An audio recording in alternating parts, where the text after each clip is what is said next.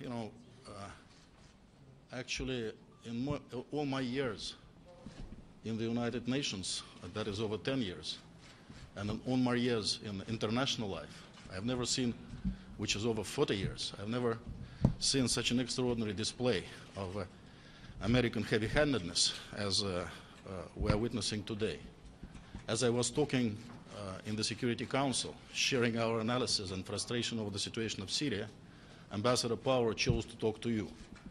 The only thing her deputy had to say in response to my comments was that the U.S. is investigating what has happened at Deir ez-Zor. As Ambassador Power walked in, first thing she said, she was not interested in what I had to say, because what I was saying is a stunt. So there is no point in my listening to Ambassador Power. So I decided to leave the room, my delegation is there, and to share my reflections with you. In fact, this is a very serious concern that we wanted and we did share today with the members of the Security Council.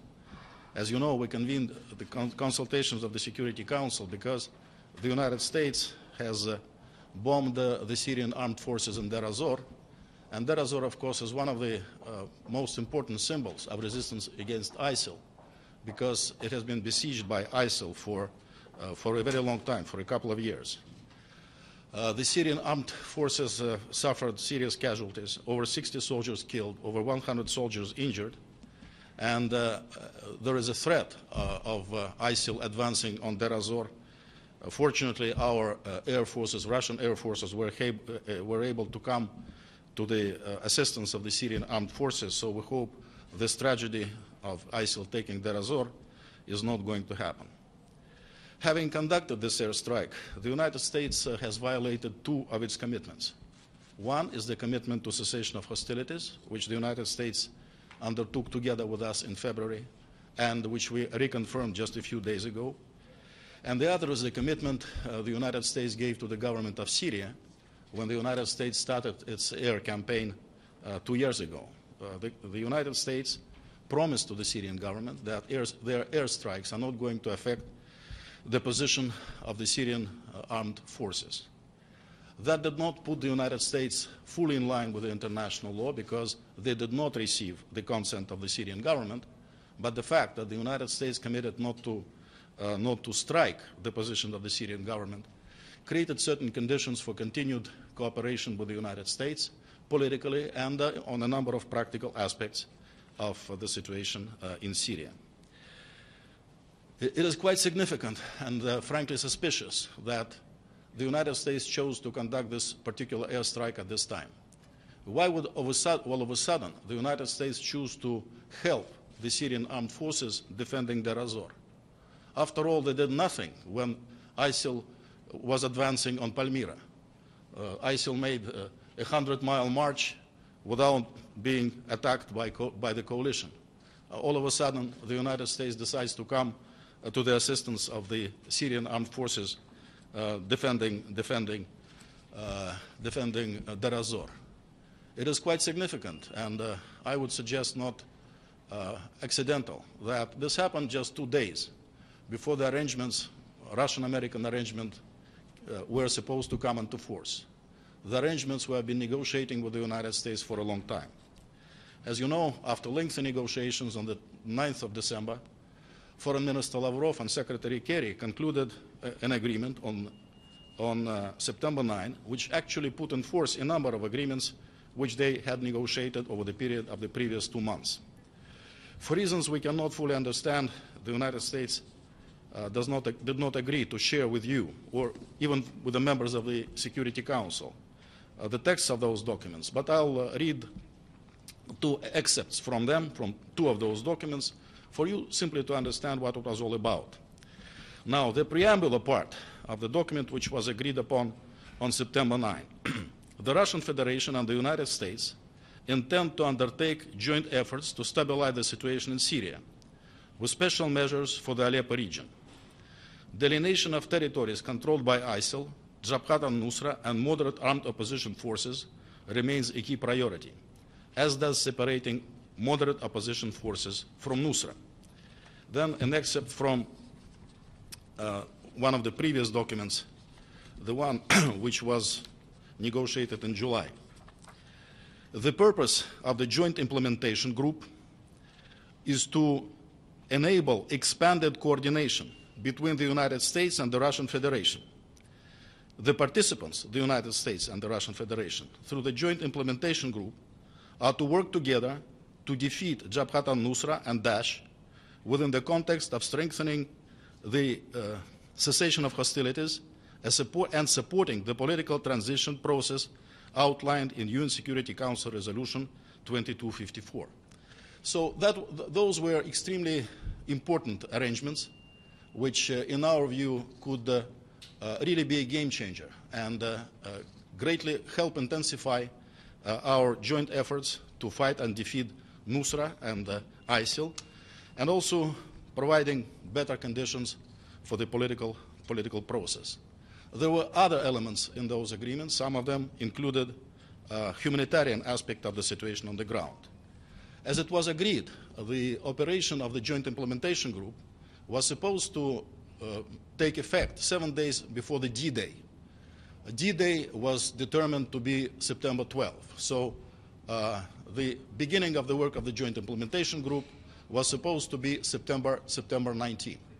So if the United States wanted to conduct an effective strike on Nusra in Deir ez-Zor or anywhere else, they could wait 2 more days and coordinate with our military and make sure and be sure that they are striking the right people. Instead, they chose to conduct this reckless operation. As you know, the United States, within the past few days, has been emphasizing the humanitarian situation, as it had been complaining that not all the things which were supposed to happen on the humanitarian level were happening.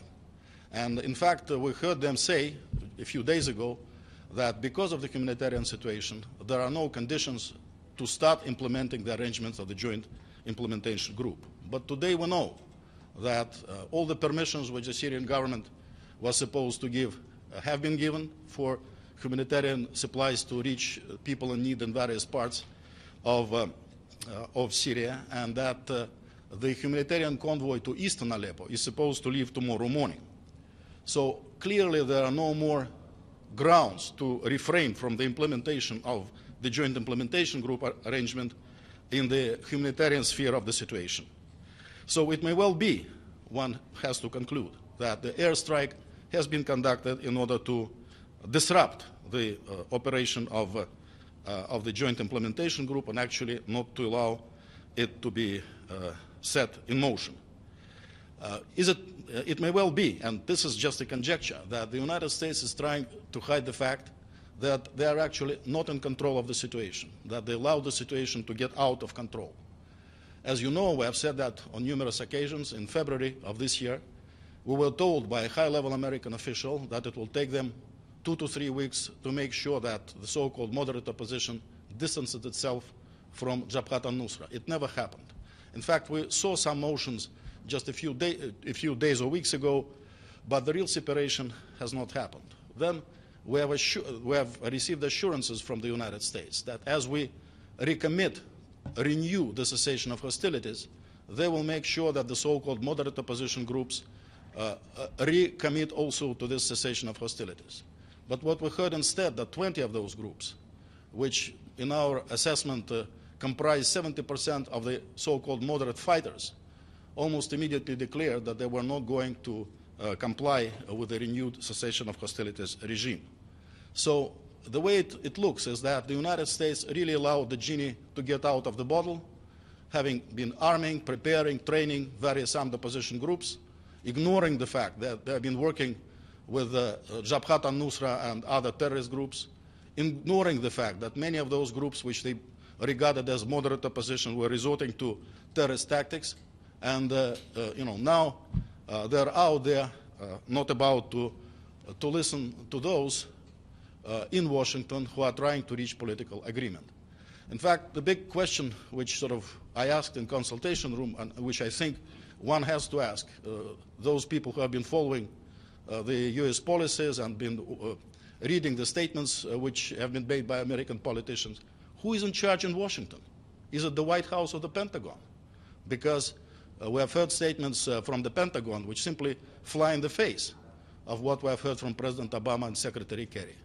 So this is an extremely crucial time in our efforts to move Syria to a more peaceful situation and to make sure that we can fight the terrorists. Frankly, I don't know what the next step is going to be or what the next move we can expect. Unfortunately, from what I heard Ambassador Power say as she walked into the room, this is not a very good omen. They are losing control. Do you, from what you said, it seems like Russians officials adamantly believe that this wasn't a mistake and that it was purposeful? And second question is a humanitarian. Are the convoys laden with food starting to Aleppo tomorrow as planned before? Yes. Very complicated scheme was worked out for the Castello Road, so that Castello Road could be used first for humanitarian supplies, and then as soon as other additional arrangements are put in place, could be used for all other traffic. So those arrangements are there, and the first convoy is supposed to proceed tomorrow morning. Still going? I suppose so.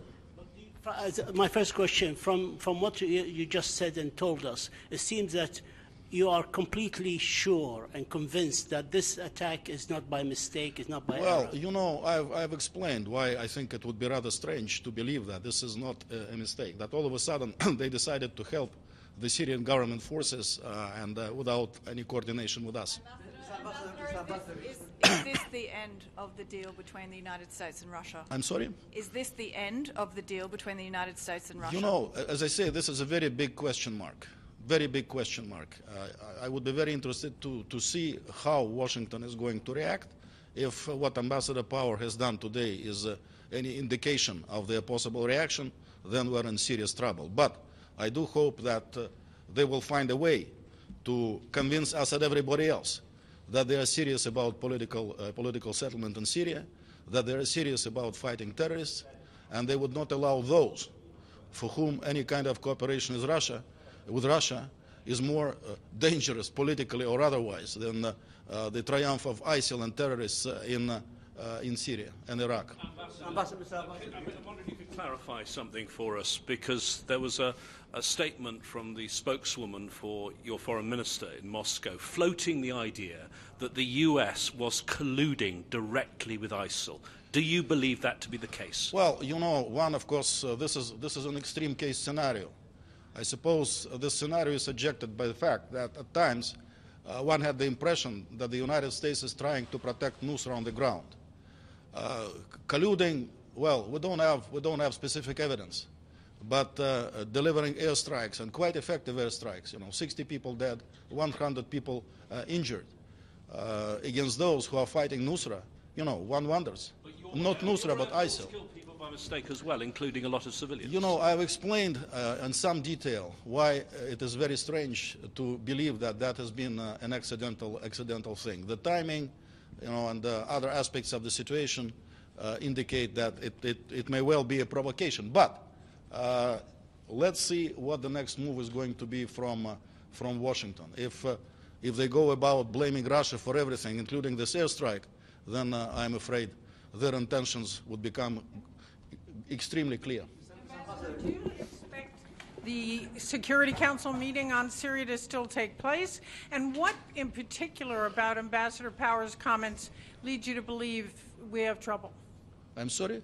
What was it about Ambassador Power's comments that leads you to believe that there's no negotiations to be had? Well, because, well, first, I was appalled that while I was talking, she was talking to the media.